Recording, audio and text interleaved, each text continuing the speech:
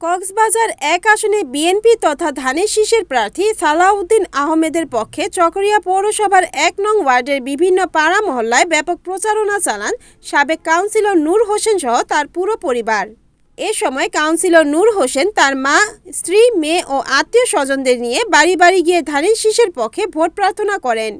তিনি ও তার পরিবার আগামী ১২ ফেব্রুয়ারি সারাদিন ভোটারদের ধানের শীষে ভোট দিয়ে সালাউদ্দিন আহমেদকে জয়ী করে এমপি হিসেবে সংসদে পাঠানোর আহ্বান জানান।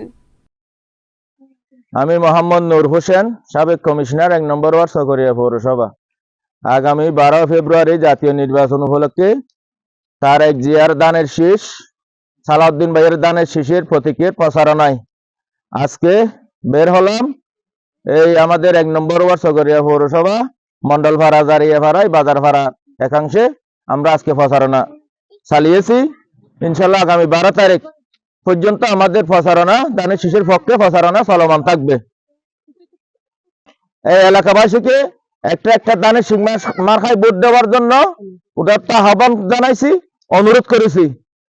আশা করি এলাকার মানুষের আমরা স্বতঃস্ফূর্ত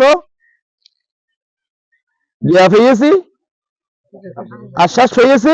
১২ তারিখ ইনশাল্লাহ ওনারা সবাই মিলে দানের শীষে একটা ভোট দেবেন।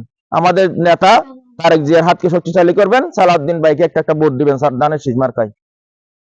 Report Riyaduddin, NNTV, Cox's Bazar.